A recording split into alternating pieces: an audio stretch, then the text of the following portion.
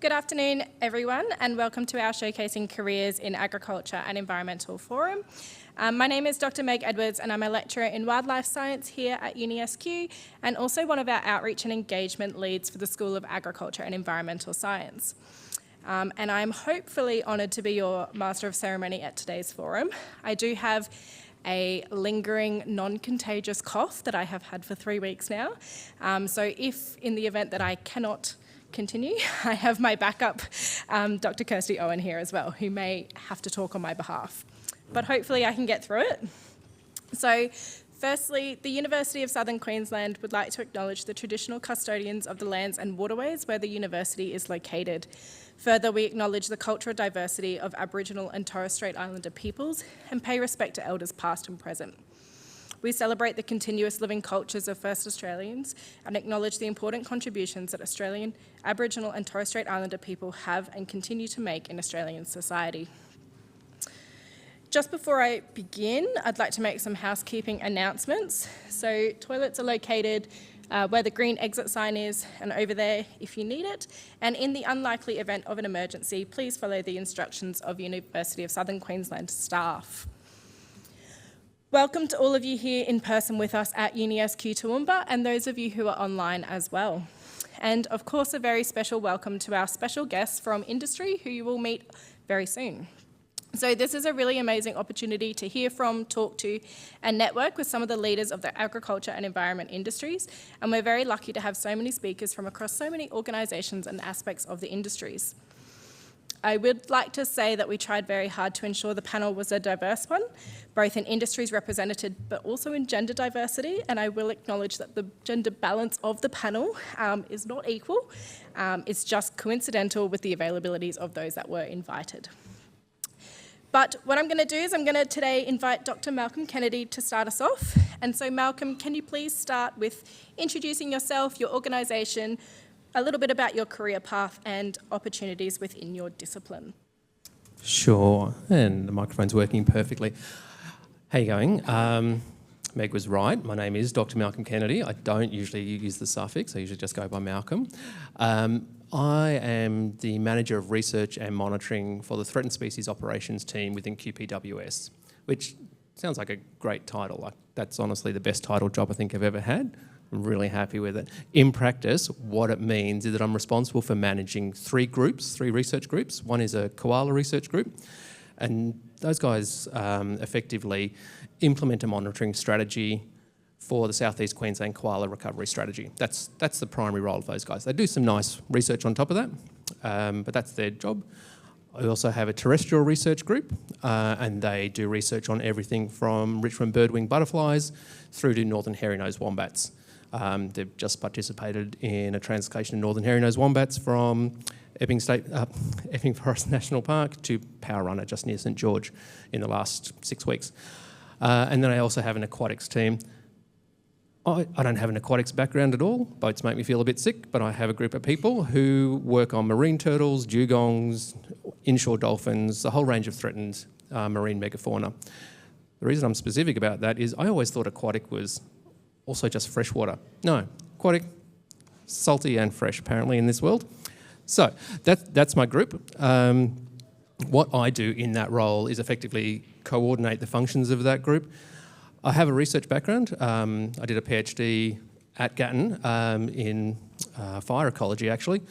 Spent a whole suite of time in a variety of jobs, both in agriculture and the environment. I spent probably for the largest time, I spent 9 years in Western Australia with the Department of Primary Industries and Regional Development, which is the DPI there, working on research of wild dogs, dingoes at the time, from a production perspective.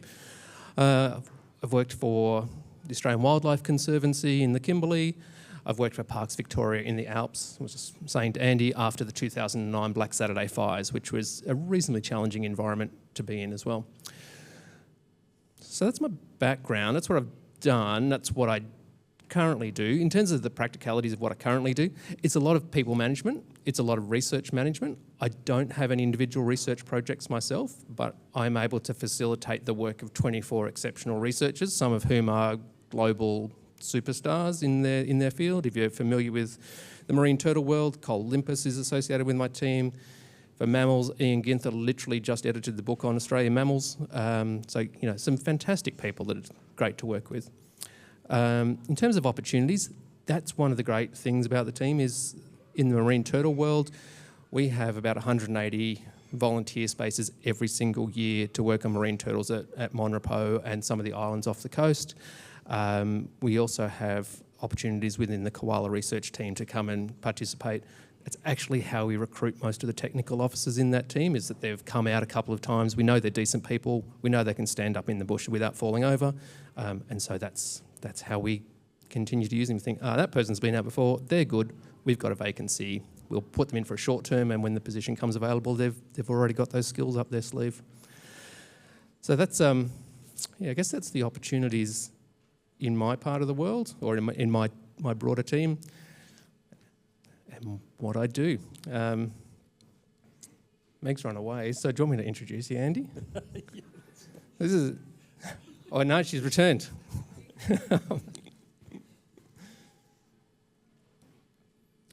Okay, this is Andy. Thanks, Malcolm. Hi, guys. Andy Williams is my name. I'm a winemaker. I work down at a facility at Ballandine, just south of Stanthorpe. I've been in the wine industry for about 20 years, so I haven't always done that. I left school at nearly 18 years of age after grade 12, not knowing what I wanted to do in life, and I applied for 3 jobs.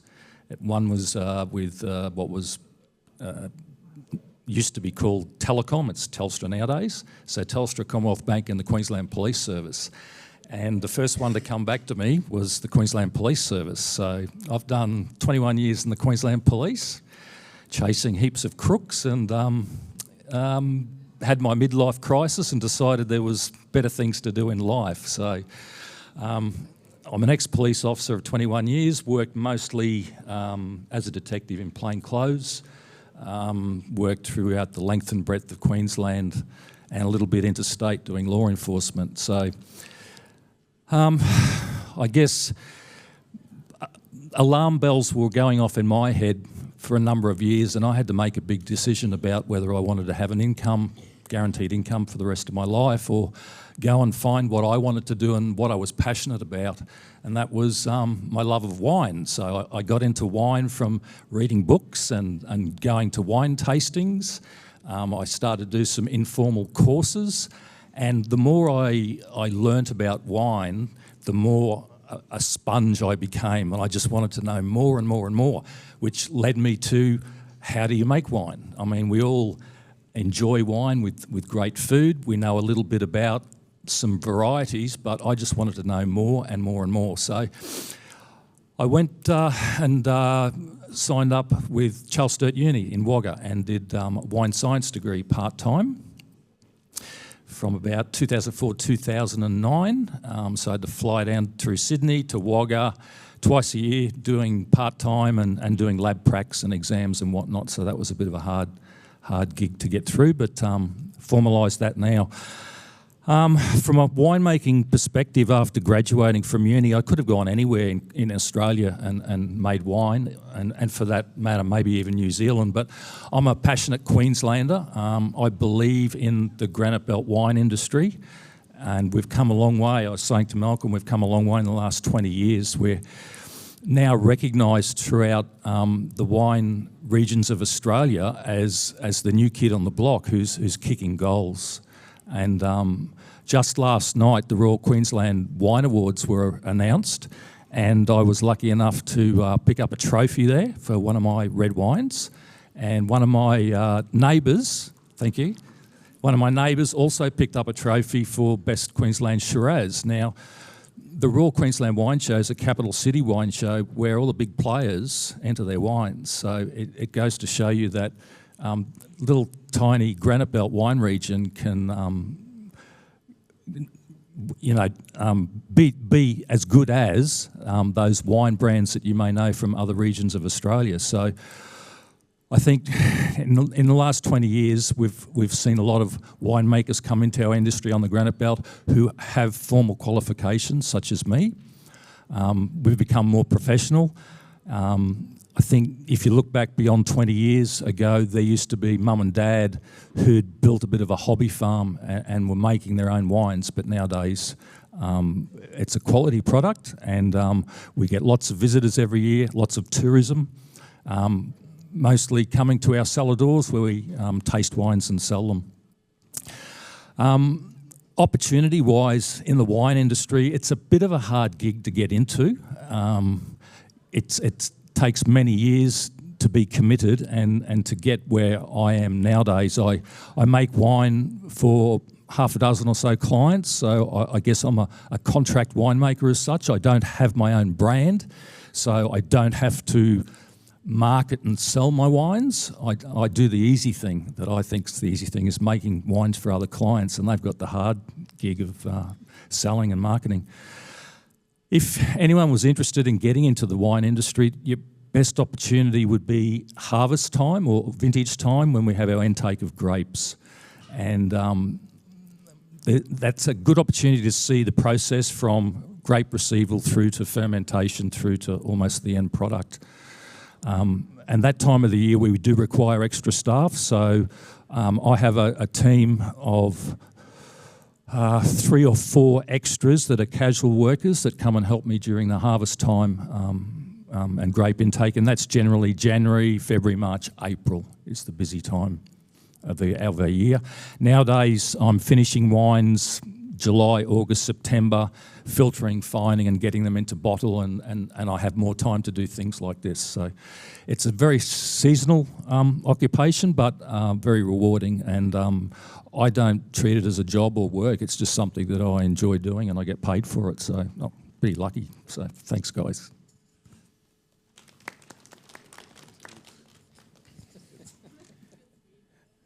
Hi, I'm Lucas from Range Environmental Consultants. I own Range Environmental Consultants. It's our 10th year of business now. As consultants, I see ourselves as problem solvers for our clients. I got into this 22 years ago now. I started working in the industry and I've been consulting ever since. I studied in Cairns at JCU. I did an environmental science degree, and I was sort of tossing up between environmental engineering or environmental science. I had an affinity for the sciences, but when I was filling in my QTAC form, which I'm not sure if you still do QTAC, but I had to make a decision, so I went down the path of science, and it's been quite an enjoyable ride. Studying in Cairns, it was obviously very rainforest focused. We had the Rainforest Centre of Excellence there, and I thought I'd be out working in the rainforest for the rest of my career. But I found myself in Brisbane working in an oil refinery, so I couldn't be further from where I thought I would wind up. But it was really enjoyable. I tend to work in, I guess, what we call the brownfields component in our team, and when Will can talk a bit more about the other services that we provide in environmental science or environmental consulting field. But so 22 years of consulting with various different businesses. The challenges in our industry that we face at the moment is sort of around staffing is one of the key ones. Getting people to Toowoomba is always a challenge, and I guess getting graduates who understand the industry, which is always difficult as a graduate. So I can always encourage graduates to try and find a bit of work experience wherever they can, just to increase your knowledge around, I guess, the realities of consulting. So we work for a variety of clients. So our business has 3 service lines. One of them is called Land and Water, which is typically providing contamination services, or decontamination services, I should say. So we might be cleaning up old service stations or cattle dips and whatnot. The other service line provides environmental management services, which is mainly permitting and paperwork and approvals and compliance services to clients. And then the third one is ecology, which is the flora and fauna work, and Will can discuss that briefly. So as a consultant, there's various clients you can work for. We work for state government occasionally. We might work for local governments most of our work will be for the development sector and infrastructure sector, so working on road projects. We're currently working on the new Toowoomba Hospital project, or different residential subdivisions in southeast Queensland, resource projects, mining and gas and that sort of thing as well.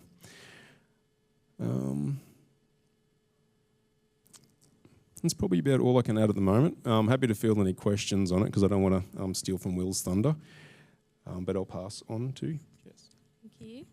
Hi, my name's Jessie. I currently am completing a graduate program with Camm Agricultural Group at the moment. So it's an 18-month paid program. So I essentially work through every aspect of the business. I do 3 months ideally in every aspect. So the aspects include the feed mill, the feedlot, the stock team, the office, farming, and then we've got a station up near Charters Towers as well. So I started in the feed mill, which was really great. I learnt how to steam flake the grain. I was also driving the feed trucks and learned how to do bunk call and loading the feed trucks. And then I moved to the farm team, which was really great as well. I was there for cotton picking season, which was good because I've never done anything with cotton. And then I also got to do sorghum harvest. And at the moment I'm in the office, which is good. I'm sort of learning the ins and outs of the feedlot, which is also really good. I haven't ever done anything with stockade, so I'm slowly learning all the different programs. So Camm Agricultural Group is a family-owned business. We span across about 450,000 hectares. Annually we turn off about 60,000 head, and at the moment we've got 20,000 head on feed. So I didn't really know what I wanted to do when I left school, so I did a Bachelor of Agribusiness at Gatton, which was really good because it's such a diverse degree. I could be doing like accounting and economics, and then a different day I'd be doing supply chain management and marketing. And I think the graduate program was a really great opportunity for me because when I finished uni I still didn't really know what I wanted to do. I enjoy the diversity. I'm not really tied to a specific role, and I'm slowly learning all the different sectors. And I think that's probably the best opportunity I can promote is the graduate program. My career path's probably not quite as extensive as some of the career paths here, but I'm keen to learn, and I think I'm slowly, it's been good. Awesome.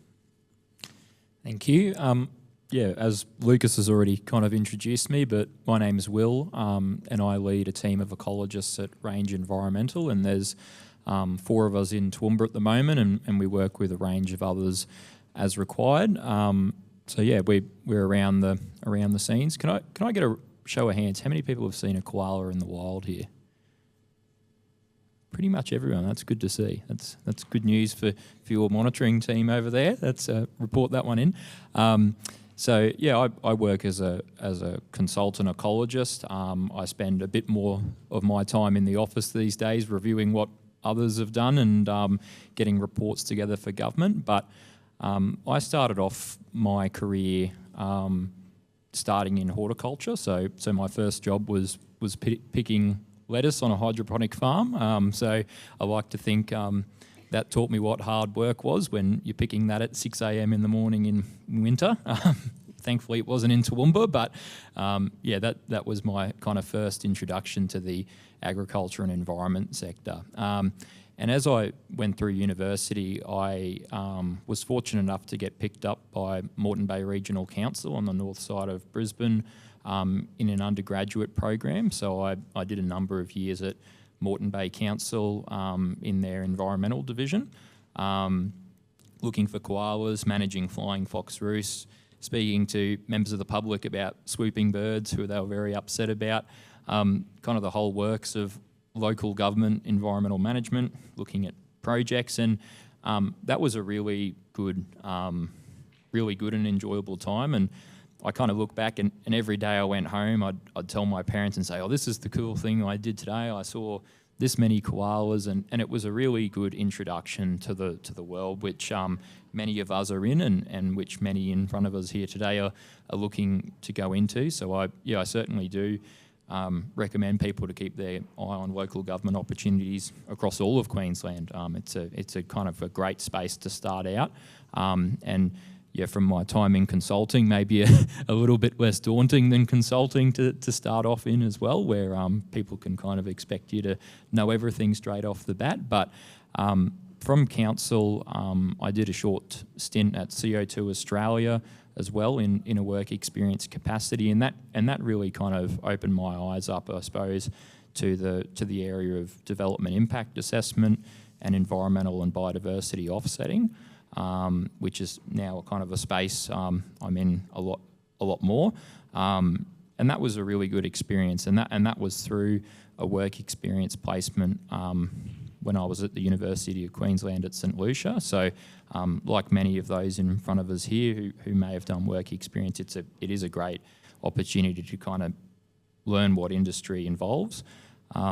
Once I finished university and had done a little bit more time at Moreton Bay Council, I kind of decided I thought I could influence the world to what I wanted it to look like a little bit more in private sector.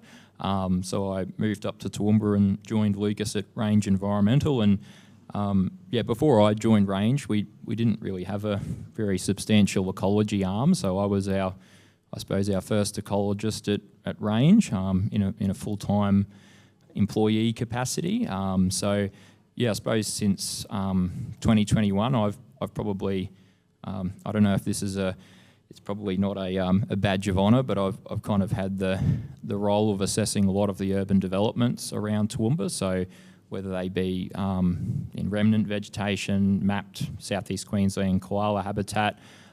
So I spend a lot of my time out in the bush doing tree surveys, looking for koalas. As I've kind of gone up in the ranks and we've got more staff, I've probably had less time in the field, but yeah, we certainly are, I suppose, a hands-on team in doing that field work. And I suppose, these days I work a lot with government to try and get the best outcomes we can from an environmental perspective. When I kind of look at the opportunities in the ecology space, there's kind of a range of options from government to consulting, and there's also NGOs that work in that space. What we find is that if people really want to be in the field with wildlife a lot, you're probably going to be doing a fair bit of FIFO work for gas and coal companies who are trying to put new projects in central Queensland. So that's a really good opportunity, even though it kind of sounds a bit daunting. Maybe not what everyone wants to do, but yeah, if you're really passionate about wildlife, hands-on monitoring and things like that, there's obviously opportunities with the state government, but there's also a range of consultancies across Queensland that do that work. So yeah, I suppose consulting is a good industry to kind of get that hands-on experience. And yeah, I really do try and encourage everyone I meet, probably in your situations, to keep an eye on the graduate portals with state, local government, and also within industry. So mining companies, some of the large property development companies also have opportunities for young environmental practitioners. And I encourage everyone to have an open mind when they go into industry. We can often think that some of our partners and proponents of projects look at the world very differently, and there certainly is some that do, but there is really good ones out there too. So take advantage of the opportunities that present themselves, and don't be afraid to travel for work as well. It's worked for me very well, and I love my time in Toowoomba now after moving here. Thank you. I've got a spare mic here in case I croak out. I'm Norm Purcival and I work for Toowoomba Regional Council. I've been with the council for 5 years and I'm retiring in 5 weeks. And so I'm at the other end of the career path from many of you. My job in Tent Council, I'm the Principal Program Development, which is a really cryptic way of saying the Program Manager, which means I look after a lot of projects. And the projects I look after in waste services, I'm working waste services, are to do with building new waste facilities as our old landfills become full and we have to retire them, rehabilitating the old landfills and turning them back into nice bushland instead of grassy paddocks like they used to do in the past. Looking at all the recycling options, because we're trying to meet the federal and state government targets of getting down to 10% of the current landfill rate by 2050, with different targets at 2030 and so forth. And so I've developed all of those things. I've been at council 5 years, as I said, so I started off by developing a strategy and looking at how we were going to address all the different waste streams, what we would need in terms of infrastructure, how we were going to transition from landfill to waste management, and what sort of facilities we would need. And I've done all that. I've done all that planning, and I've actually delivered a reasonable amount of it. And I'm handing it over to some younger people. But let me go back to when I was just out of school and I was at uni. I always wanted to be an engineer. From the time I was about 9 years old, I knew that I wanted to be an engineer. And by the time I got to the end of high school, I did, similarly to you did, I applied to the PMG back then, what is now Telstra. And I didn't get in because of a leg injury. I've got a bad leg. But I went to uni and I studied electrical engineering, and I got an apprenticeship with or a traineeship with an electronics company. And back then in Australia, we made everything. We made telephones and TVs and radios and washing machines and fridges, and there really wasn't anything else. That was about it. That was all there was. And we made it all here in Australia, electric motors and batteries and you name it. They were all made in Australia. And then in about 1977, 76, 77, the Australian government decided to get rid of the import tariffs, and suddenly all the manufacturers went to Asia. It was like 3 months. They went from 30% of the manufacturing in Australia was electronics, and 3 months later everyone was unemployed. And I thought, what am I going to do now? So I thought I need to get into the food business because we're not going to stop making food. Oops, I am running out of battery. And so I looked for the first opportunity that came up, and that was in packaging. And so I became a packaging trainee, which meant I switched from electrical engineering to mechanical engineering, because that was the discipline that packaging engineering came under. And I had a girlfriend at the time who was studying environmental science, and she thought I was the devil's advocate because I was involved in packaging, introducing plastics, all this sort of thing. So I suddenly became passionate about recycling because I could see that packaging was necessary to avoid food waste and to get products to the market unspoiled. But then what do we do with it? And so capturing it and recycling. So I was like 50 years ahead of my time. But having said that, in Europe, in Denmark and Holland and Germany, they were already doing stuff. They were already doing energy from waste and stuff like that. So we're about 90 years behind Europe here in Australia in terms of managing packaging or managing waste properly. But throughout my career, I started off working in factories as a trainee young engineer. I got into project work related to factories and product development and project management. So then I left factories and went into demolition. And so my handprint on demolition was, instead of going in with an excavator and demolishing houses and carting them away to landfill, we deconstructed houses and we took the materials to a shed and we sold it, and we became the Bunnings of second-hand material in Waugh. We had a great big shed there at Resurrection Recyclers. And then we came to Queensland, and I got involved in the gas industry, initially in production, in drilling holes in the ground, getting gas out of the ground, putting all the equipment in the ground. But then that transitioned to later on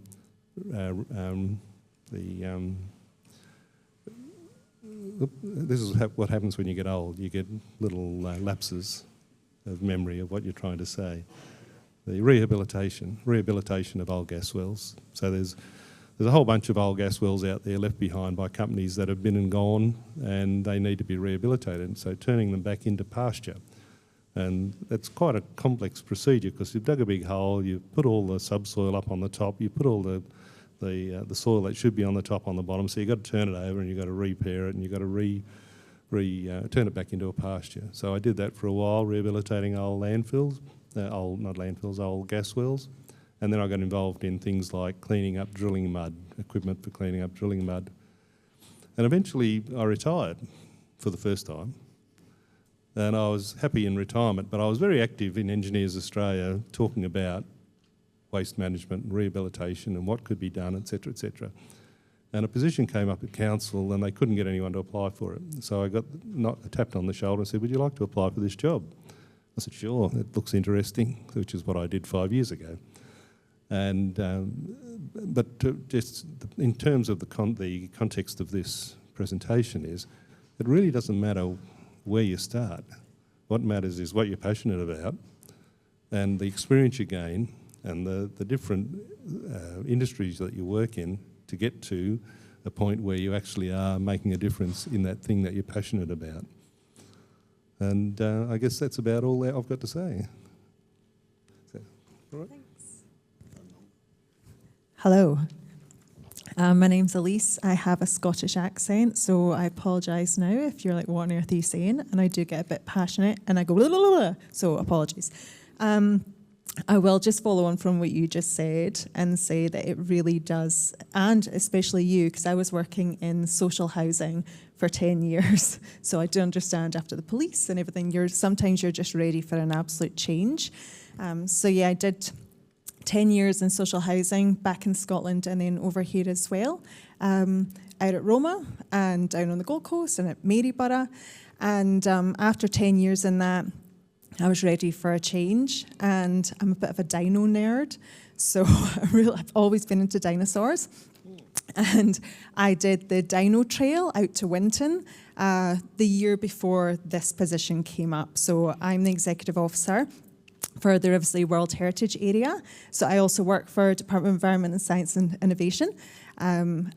This is the best job I have ever had. I love my job. It's so exciting. So I get to work with paleontologists and geologists and the Waugh people. So the Purcival National Park, which is where Riverslea sits. So Riverslea is so cool. The reason that it is World Heritage listed is because of the fossils. And David Attenborough, so the first day I started, I got to see this really cool photo of David Attenborough out at Riverslea. And I was like, oh my God, David Attenborough, because I love him. And he had said that it was one of the top 4 fossil sites in the whole world. And he was saying that because the fossils are within this really hard limestone, and it's really hard to get them out. But because of that, they're really well preserved. And there's so many different mammals and megafauna, everything out there. So really, really cool. If you don't know about Riverslea, please have a look at it. It's really exciting, and it does sit on Waugh country and within Purcival National Park, which is northwest Queensland, so all the way up to Mount Isa, then do 3.5 hours on a dirt track right out, and it's a real adventure to get out there, but it's really, really fun and amazing and beautiful scenery. It's got this gorgeous gorge that goes right through. It has had a massive amount of rain in the last few years out there, so there's a lot of rebuilding. But the actual Riverslea World Heritage Area is open, so you can go and see it. It's got a track that goes around, and you can see a few of the fossils out there in situ, and hopefully over time you'll get to see more if they open up a bit more of it. So how I got into this job, I saw, one of my friends actually saw the advert, and she said, Elise, this job is for you. This is your job. And I was like, oh my God, that's amazing. And I applied, and I thought, there's no way, because I come from a background of housing, I've got an English degree, I've got absolutely nothing in science from that side of things. I thought, there's no way they're going to pick me. But I got an interview.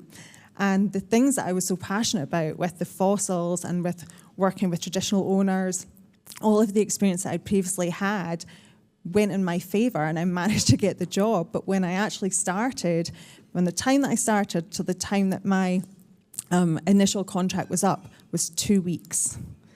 And I had to make a decision, do I risk it on the hope that it will be extended and go for the job, or do I go for security and something that I know, I can keep going with it? And I thought, I've got to do this because I'll never get this opportunity again.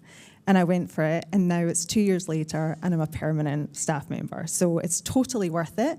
I also was working in Brisbane, and I'd been saving for a house, and I finally got enough money to purchase a house, and I ended up coming out here, and my work have been incredible. They've allowed me to move office out here so that I can still do the job that I love to do, and it means I've been able to move as well. So opportunity-wise, I would say keep an eye on what's coming up. There's always jobs coming up within our departments. There's always movement. I work for World Heritage Unit, but that's within the Office of the Great Barrier Reef and World Heritage.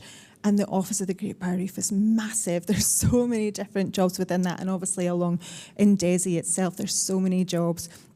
Parks as well. We work closely alongside parks as well. So I would say, for me, I mean, I've got to go all around the country, got to go behind the scenes in the museums and see the fossils there.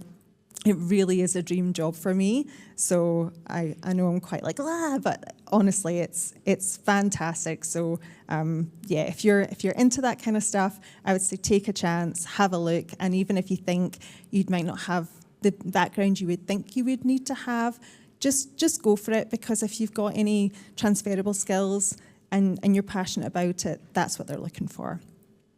Yeah. Oh, and one more thing.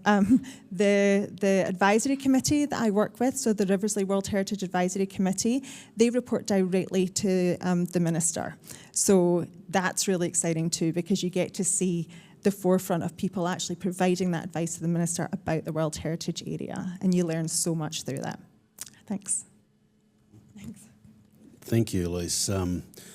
Passion's number one. You know, without passion, I think that's probably one of the bigger messages to pick up. And doesn't really matter what your skill set is. With passion, it's the first thing. For myself, Michael Matthewson is my name, General Manager of Projects, Innovation, Assets and Quality with Mort Co.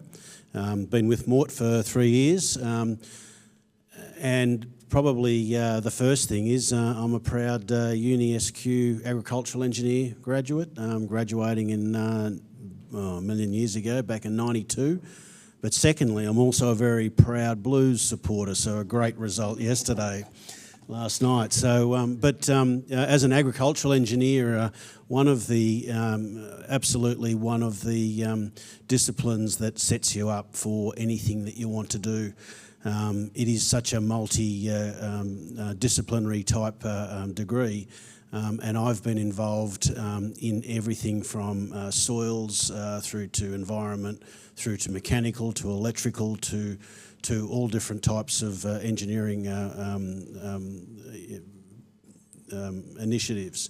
My role is to manage the development of assets for the Mort Co group. Mort Co is Australia's largest cattle lot feeder. We've got over 110,000 head of cattle on feed, and our number one site is at Grassdale, just a little bit south of Dalby, where there's over 80,000 head of cattle in the one spot. What's that mean?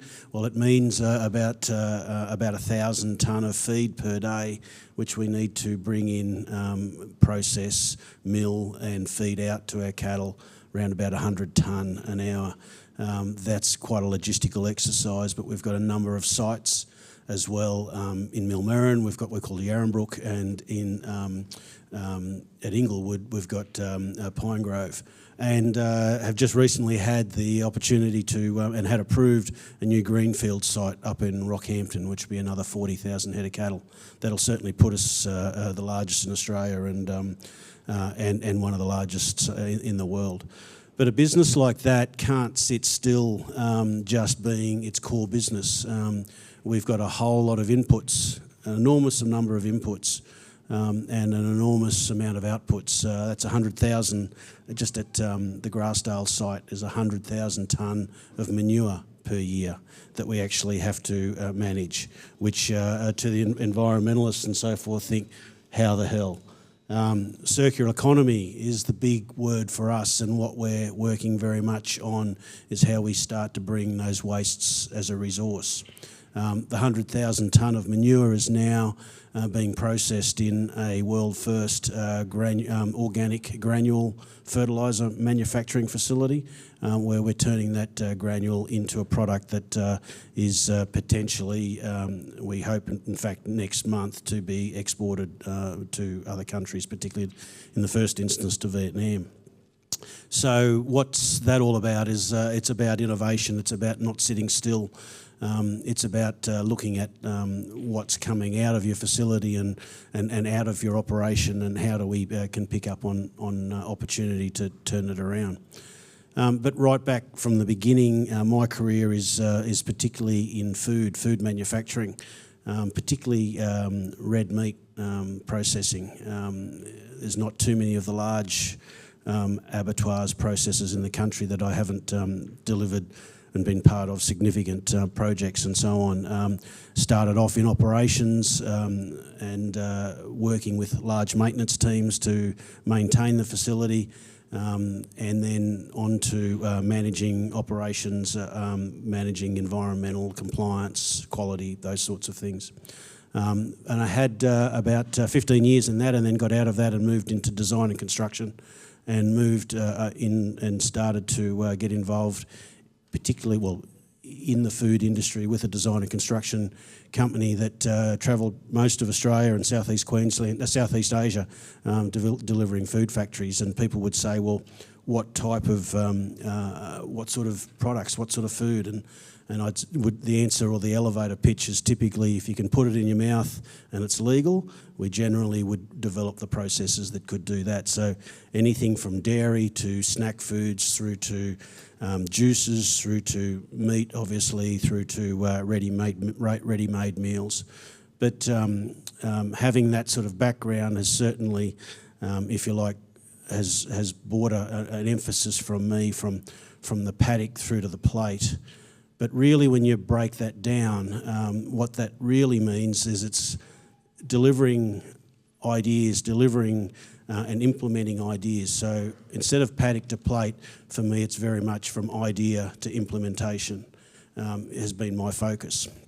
And with our innovation team, we're doing all sorts of cool things. We're introducing autonomous vehicles. We've got high degrees. We've got electrical engineers, masters electrical engineers. We've got soil scientists, PhD soil scientists, developing our granules.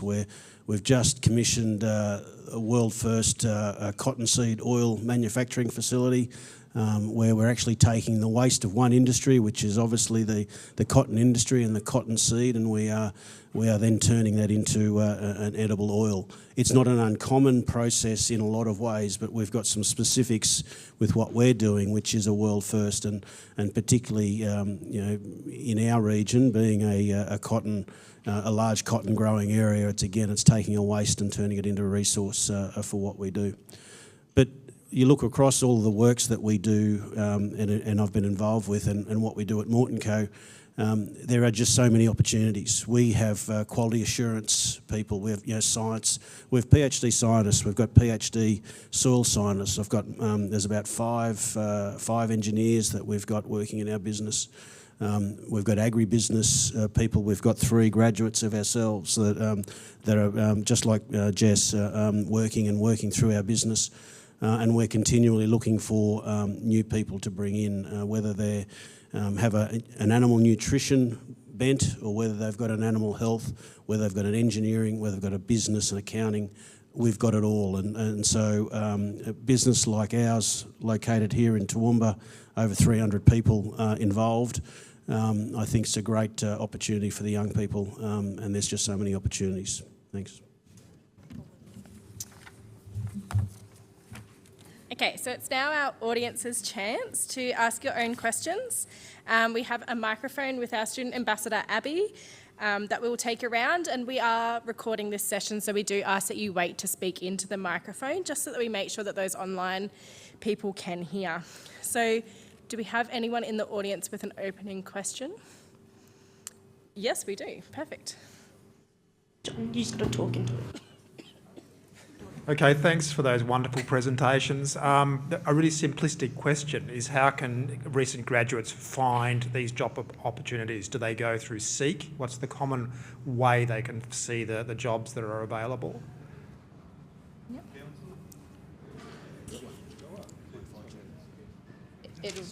It'll just work if you just hold it up. Council. Oh, well, council has a jobs at TRC.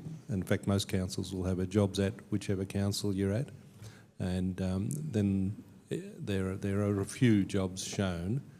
There are a lot more jobs available. So if you put in an expression of interest, then quite often they'll pick up on that. And but in terms of students, we have a generator program, and council employs dozens and dozens of students in a generator programs, undergraduates and graduates. And it's in waste at the moment. We have a few, or at least one vacancy, mine, because I'm leaving. And again, going on what was said before, apply. It might ask for an engineering degree, an RPQ and all the rest of it, but nobody's applied, so apply. One of the other really good forums is the NRM jobs email update. Some of you might have seen it. I still get it years on, and it's always interesting to see what's available. So yeah, if you're not signed up to it, it's a must do. And the tagline for that website is outdoorsy jobs for outdoorsy people. So if that is you, it's a good one. I think some of the biggest things I graduated at the end of last year, so I'm pretty fresh. But yeah, I just attended lots of conferences, and the unis obviously, they offer lots of conferences and dinners and careers fairs. So I just went to as many of those as I could, and I just had a conversation with people. I just annoyed them and asked lots of questions, and yeah, just make your name known, I think. Yep, just to add to that, I think all good points raised by these other speakers. We get a lot of people occasionally dropping into the office with CVs or calling up. I think that's better than emailing in. Just me personally, I get a lot of emails and I don't necessarily look at all the emails coming in, but if someone takes the time to drop in, that to me shows initiative. But there's a range of, we often advertise on Seek, but a bit like Noel mentioned, there's a lot of jobs that aren't advertised, and if you turn up and show someone you're interested, a lot of times there'll be a job there, they just don't have the time to advertise. If someone's interested, yeah, you can jump on opportunities that maybe don't exist in the, on the internet. From a wine and viticultural point of view, it's probably more so who you know or word of mouth, but there's a website in Australia called wineindustryjobs.com.au, and from time to time, especially during harvest time in Australia, there's a lot of jobs that come up available in that respect. I feel like you might be over-serviced with your answer here, but if I could add one thing. If you see a job, just ring the person. Ring them and talk to them. Don't just cold send an application in. Ring them and talk to them, because that's how you'll find out about those other jobs. They'll go, oh, you're possibly not a great fit, but you might fit this other job. So I do that personally myself, and I've picked up 2 jobs myself that way in my career. Like this is how it is. Ring the person. Don't text them. Don't send them an email. Ring them.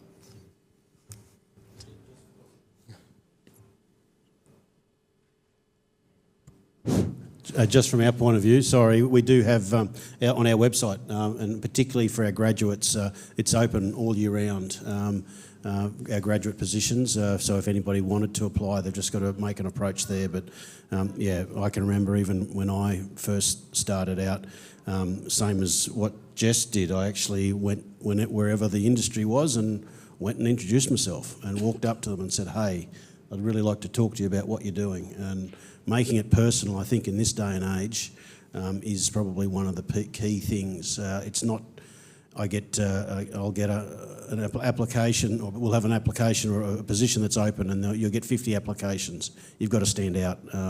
Make it personal, I think, is a really important part. One of the things I would say to do is, jump on Smart Jobs, speak to someone else, especially if it's a government job, about how to do your application. There's a certain way to do it, and it will help. And exactly what you said, make sure you actually call whoever it is that's put the advert in and have a chat around the job. It'll help you with your interview as well if you get a bit more information. That has lined us up perfectly for a question that was submitted online. What are some key do's and don'ts when it comes to job applications, and what are some sort of strengths that employers look for that really sells that hire? I think just, as I said before, make it personal. That is a big point. The do's, often is a formal process, so you've got to make sure you do that formal process and do it properly, but try not to be the same as everyone else.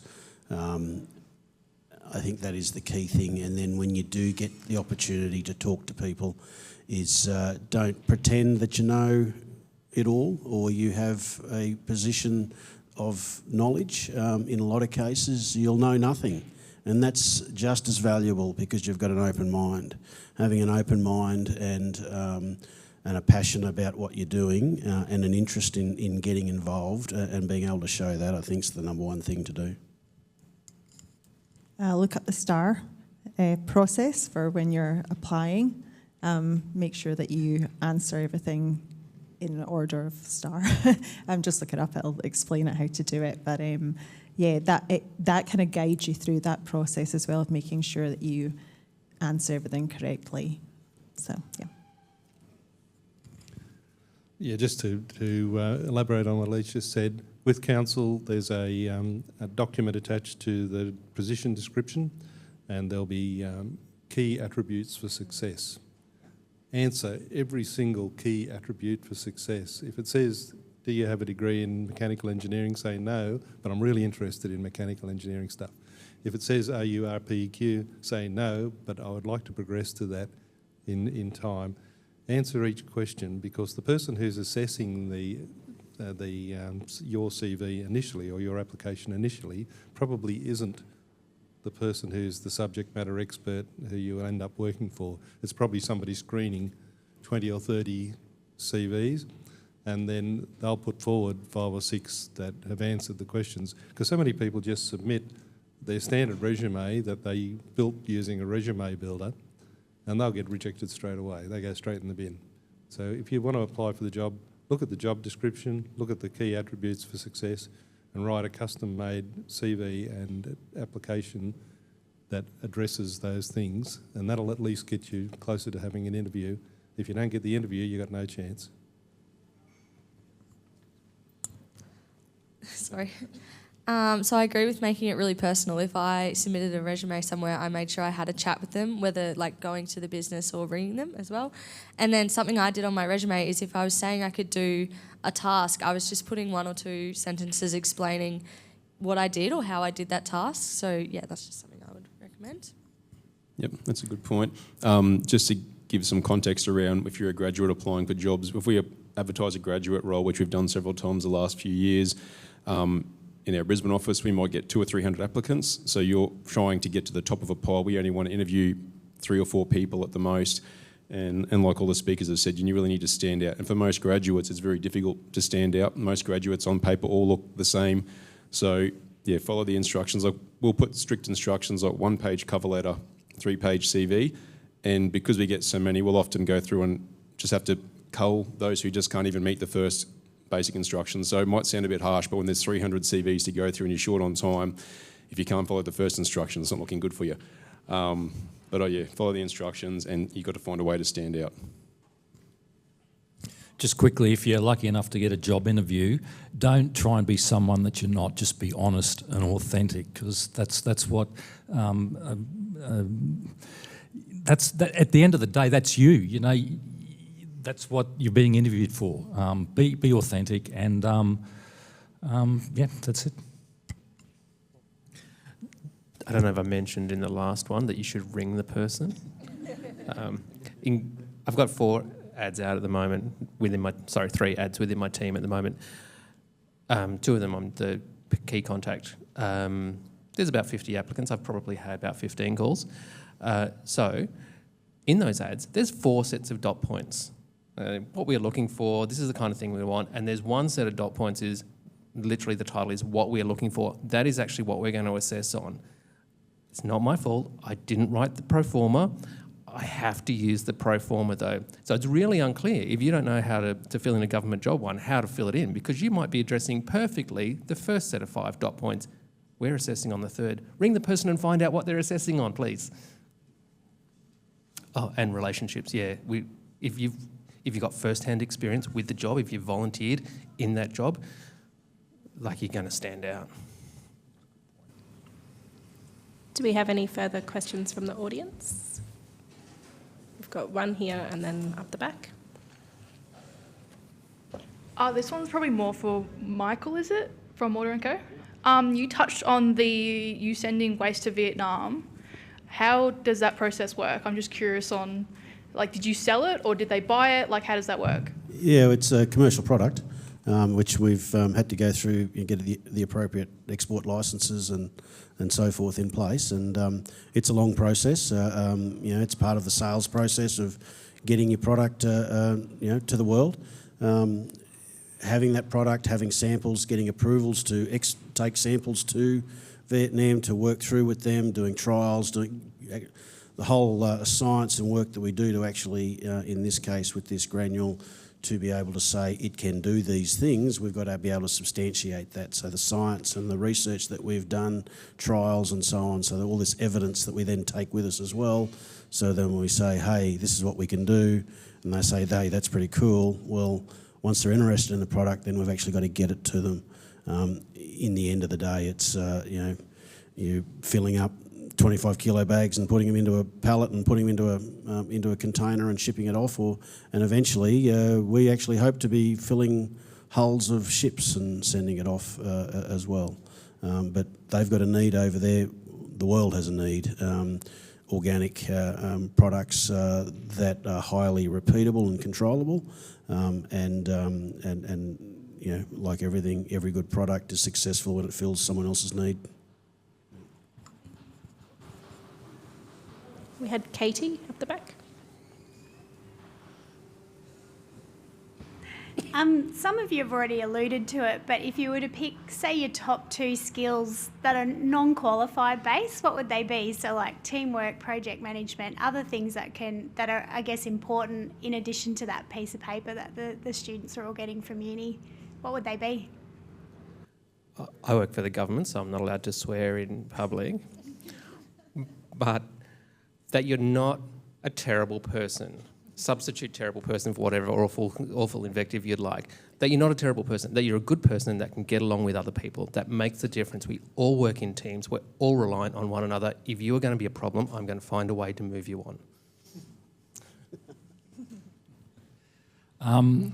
I think problem solving is a very important one because you don't get taught how to problem solve. I think you just have that ability to be able to do that and multitask. Ditto what the first gentleman said. I probably would say communication. I think a lot of other things probably fall under that, and that's something you can prove by, contacting the business and stuff.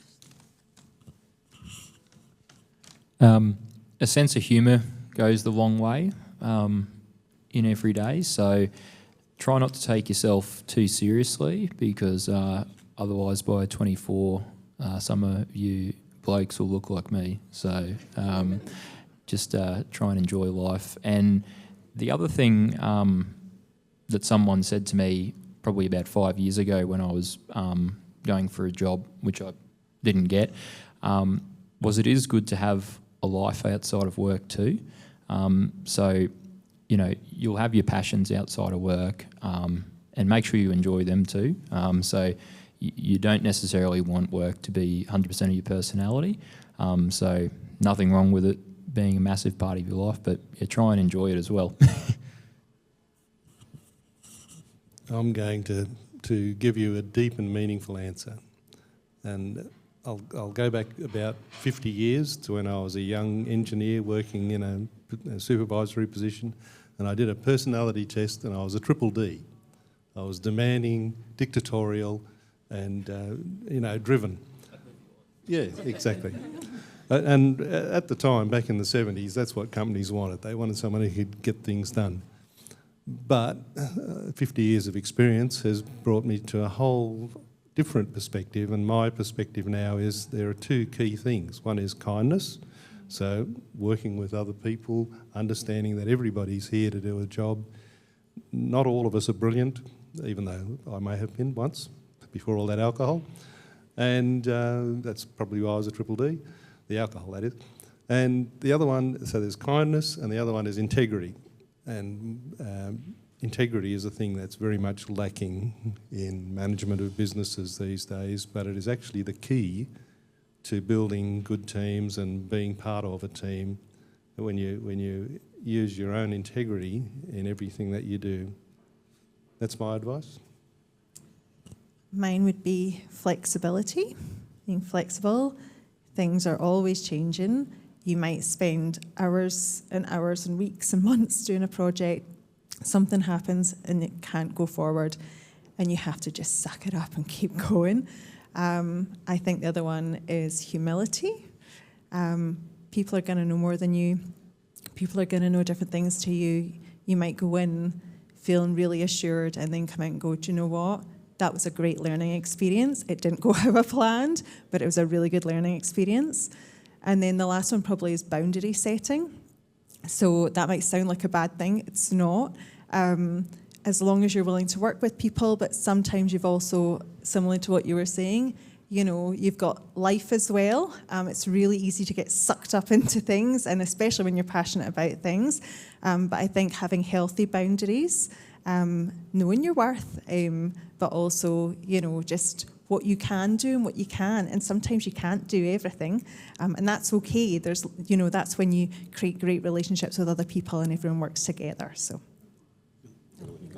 I agree with all of that, but you know, at the end of the day, it's the last thing you got to think about is you. It's just not about you. And the more senior you get, it's more about servitude. It's actually making other people successful. If you can make the people around you successful, you will be successful in yourself, and that's the bottom line. Any other questions from the audience? Yep. Oh, sorry. Yep. Hello. Thank you for giving me this chance to ask. I just got an offer to do an internship as a financial data analyst in Philips. So I want to know as an internship, because my experience is so little, and how can I bring my value, or how can I change my attitude, my mindset into the big company like Philips, like that? Because I know as an internship people, I don't have so much knowledge or experience.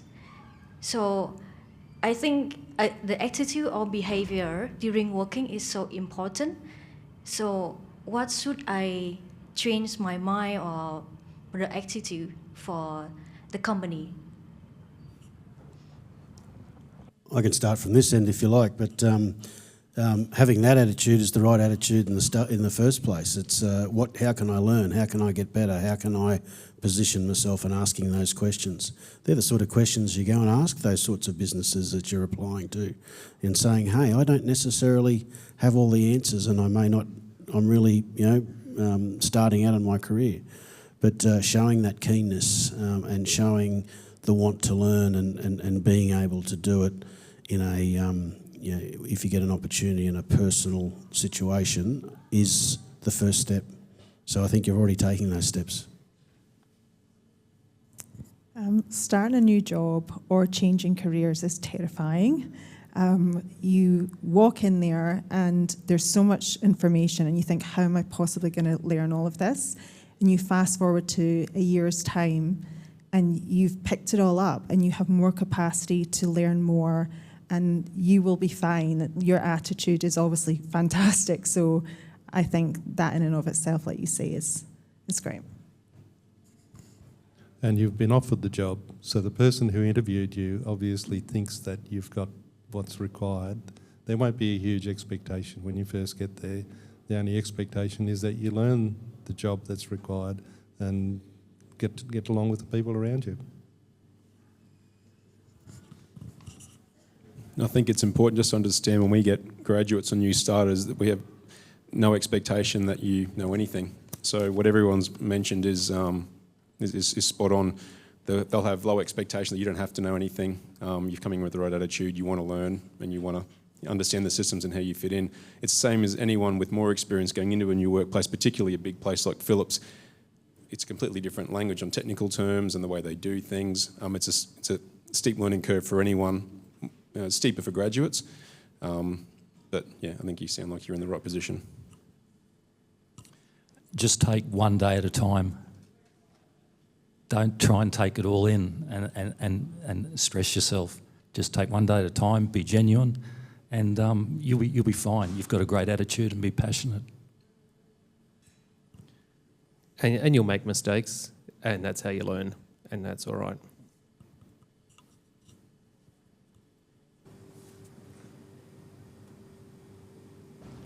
Hi everyone, I'm Prakash Puri, currently studying master's degree in agriculture science, and I'm an international student.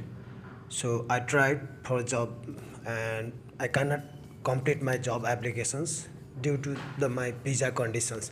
So I'm here in student visa, and I applied for different designations for different international companies or different firm, but due to my visa conditions, I cannot complete my applications form. So lot of international students are facing the same problem. So how can we solve these ones? Like, is this really matters to get a job, like after the PR or after citizenship only, or did the student visa can also get a job? Thank you. So I went through multiple visas to be here. I started just as a working holiday visa. Then I went to, I think it was a 257 or something, then a 458. I've been through all the different visas. I was lucky enough that I had experience previously in Scotland in social housing. And when I applied just to get a job in the meantime. They ended up wanting to keep me, and it was the first time they'd ever sponsored someone within that company to stay. But then you're linked with that company for a long time. And now I've got my citizenship, which is great, but it's a long process, it's an expensive process. My heart goes out to you because I know it's a tough one. But how I did it was I found a company that was willing to sponsor me initially. So, yeah. I have no answer. Was that working? I can just, if you like, just on the visa, I can just add a little bit more. And we have many employees with many different types of visas and those that are applying for jobs. And I'd just like to reiterate that it's about persevering for sure. And we've got a particular role that we think that we've found a guy who's a candidate that's in the UAE. He doesn't have a visa, and we're just working through with him around how can we support him. It does take time, but I think any opportunity that you get, if you're a student here and you've got some opportunity to go and do some volunteer work or go and do some spend some time, whatever, there may be some hour limits on what you can and can't do work-wise, go and find an organisation and work with them and just say, hey, I want to learn. If you show that you're going to learn, there's a strong potential that they may take you to the next step. You've just got to try and bust a way through it. Perfect. So as a first year, what's the best way to gain experience into each of your sort of unique industries, I guess, coming from either a different background or straight out of school? I can start this end, but like I said, we do have a specific graduate program. The great thing about that is it gets graduates to explore all facets of our business.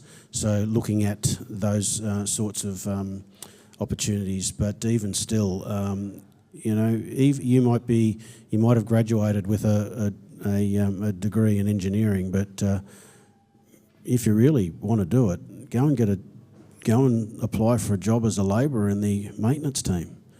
Start right from the base. Start where there are no skills and and work your way through it. It won't take, if you're really passionate, it won't take long. So you're not going to get the role of CEO in the first job. It takes time, so you've got to find the right starting point. Oh, just a really quick one. Similar to what you were saying, if you manage to get in with government, and you know get a bit of experience behind you, there's some internal positions as well that you can have a look at. So again, similar to what you were saying, take an opportunity, work within that, and then see how you go from there, progress through different departments and see where your heart takes you. I'm going to give you a case study. A young friend of mine, he became a friend over a period of time, but originally I met him, he was doing his master's degree here. He came from India with an Indian degree, had to do the Masters of Engineering here, engineering science, to get an Australian qualification. And he came and did work experience with us down at Pentair Southern Cross when we still had the factory down in the valley. I was the engineering manager there at the time. And he really didn't have a lot of engineering skills, so I stuck him on a computer with SolidWorks and with Excel spreadsheets for about 3 months until he developed some skills. And at the time, he had a wife and a small child, and he was working at the egg factory packing eggs into cartons, and then on weekends he was driving out to Dalby and delivering pizzas. So he was really burning the candle at both ends. He graduated, and he then got a job out at the egg factory in the maintenance section just as a tradesperson. And then just recently I saw he sent me a message that he'd been given the job of maintenance engineer.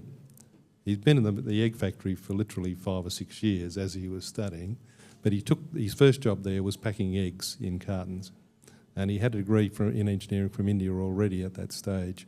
But he's really taken the opportunity and ended up in a really good position. As an ecologist, it can be really hard to get experience straight up, and like many of the other areas. And one of the things I did was volunteering. So my first volunteering thing was doing bush care, so weeding and planting native plants. And now I wouldn't call myself a botanist, that's a strong term, but any way that you can learn skills, like in your first year at uni, you're not going to be Albert Einstein, but any kind of exposure you can get to other people who maybe are closer to that point than you is advantageous. So in Toowoomba, there's quite a large group called Friends of Escarpment Parks, and I'm also a member of the Toowoomba Field Naturalists, so I get to go out to private properties, spend time with other naturalists, learn what their knowledge about things, and I do get exposure through that way. So volunteering, and I'm sure the Department of Environment Science can talk more about more of the programs in that space. But when you're so early in your university career, like realistically, it's probably unlikely that you might get paid so early on. So volunteering is a really good option just to get that exposure to help you get a foot in the door, and also to build those lifelong technical skills too. As uni students, you get a lot of holidays, so I would say make the most of them and try and do some work placements, unpaid placements, volunteering, and just get your name out there, contact businesses and try and do some placements. Just in addition to getting those skills you can learn through various roles, it's the relationships too, like people have mentioned before, knowing people, and people get to know your name and see you around at different functions or see you at volunteer days. People start to see you around, and when your CV does pop up with 300, they go, okay, I know that person. Yeah, absolutely about the volunteering thing, and you're going to build relationships with people and get to know people. So, and they'll remember you with the passion and what you bring to whatever you're being involved with. So, give up a bit of your time. I know we all like to be paid, but it just shows that you're really keen and passionate, and you're learning new skills, and it's a great way to go. Yeah. So clearly, volunteering and relationships are the thing. I'd like to just add to that, you can be strategic with that as well. You don't need to just volunteer with whatever happens to be your closest local group. You can be a little bit more mercenary, and you can go, Well, the key person in my field is that bloke who works out of Townsville, and he goes on field trips every 3 months. Maybe I should see if I can get on one of them. Like, be really targeted. Be smart about it. Like, there's nothing wrong with doing something locally, but work out what it is you want. You've got, in your first year, you've got 3 years to play with. You can make some mistakes. You can muck around. You can, try it and find out you don't like that and do it again. But, yeah, if I had my time again, I would be much more targeted in what I did. I did paid work experience at the CSIRO dough, it wasn't the dough factory, but it was the Bread Research Institute. And while that was great, not particularly relevant to the degree I was undertaking. So be a little bit more targeted and mercenary with it. And though I'm not a panellist, can I also say reach out to your lecturers who may have research projects going or may know people as well, and they can direct you to the right people, or they may have students or projects that they want help with as well.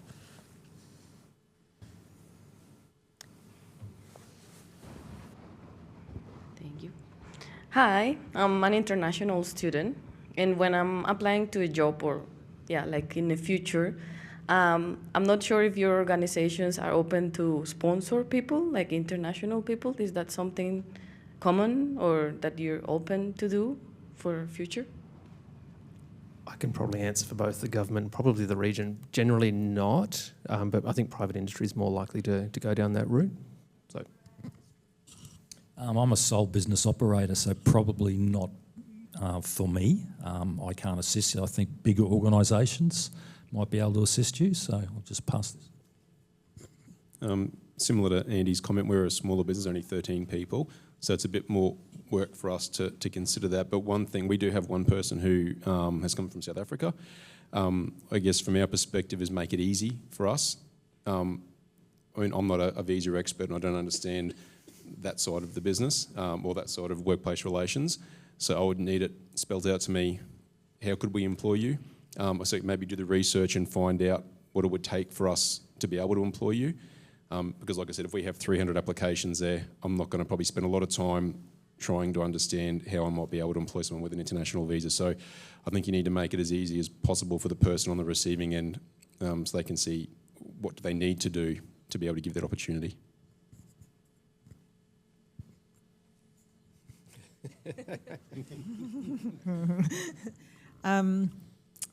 I was working for a not-for-profit, and that's how I was able to get sponsored. And they were quite a large housing provider at the time. But you will find there's quite a few, if you have a look at jobs online and things, you'll see people that are actually looking for people to sponsor.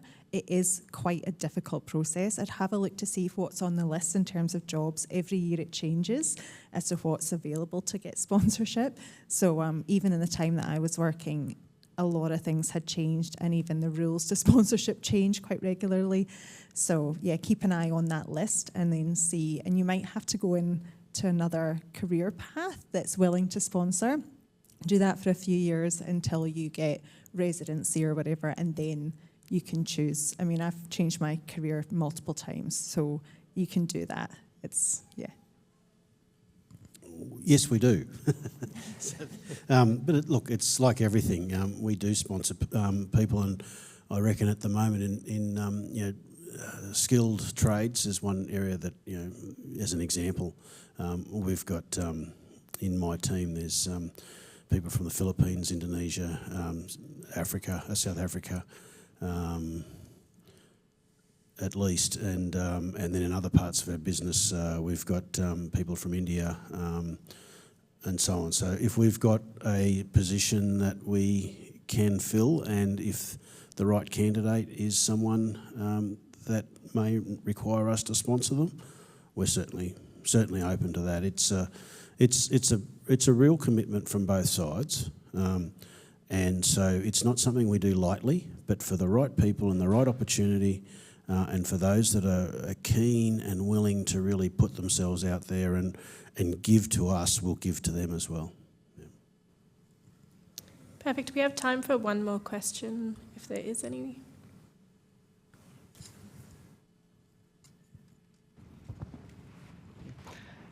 This is probably more of a question for Michael. It's to do with Mort Co.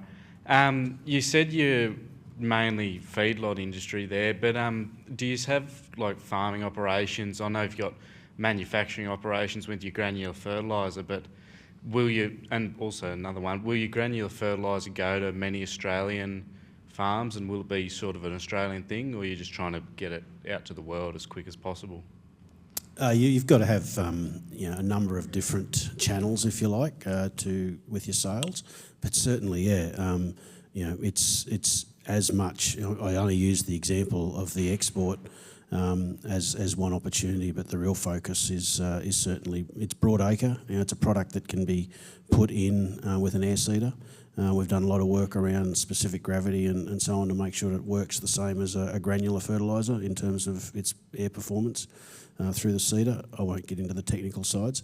But one of the, for example, one of the real target markets that we see is up on the Great Barrier Reef. It's a product that holds, and again I won't go into too much detail, but it holds about 200% of its own weight in moisture. And so what happens is that if you put it in at planting at the same time as your synthetic fertiliser, it'll actually, particularly say urea, where it dissolves quickly, will absorb into the granule.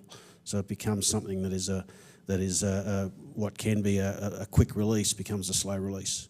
And so what we've got with that then is the opportunity for a significant, and we're suggesting in some of our research, and it's not conclusive, but more than 50% reduction in synthetic fertiliser use around the Great Barrier Reef region. So finding the right spot and the right market is, and going back to the first question on farming, we've got 900 hectares of irrigation country. There's about 1,500 hectares of farming all up. A big part of that is part of our environmental stewardship and its effluent management and so forth. So irrigation science and working with utilisation of effluents is another key part of what we do.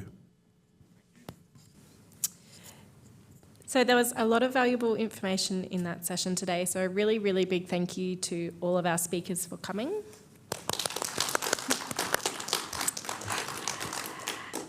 So now we've sort of got some time, if our panellists don't mind staying and hanging around for a little bit, where you take this opportunity to chat to the panellists in a more informal way. Also take this opportunity to meet other students, and we've also got some of our staff here, and you never know what types of hints and tips other people might have for you as your time here at uni. So thank you everyone for coming, and we can we'll let them off the stage and we can sort of mingle around as you see fit. So thank you everyone for coming. Thank you.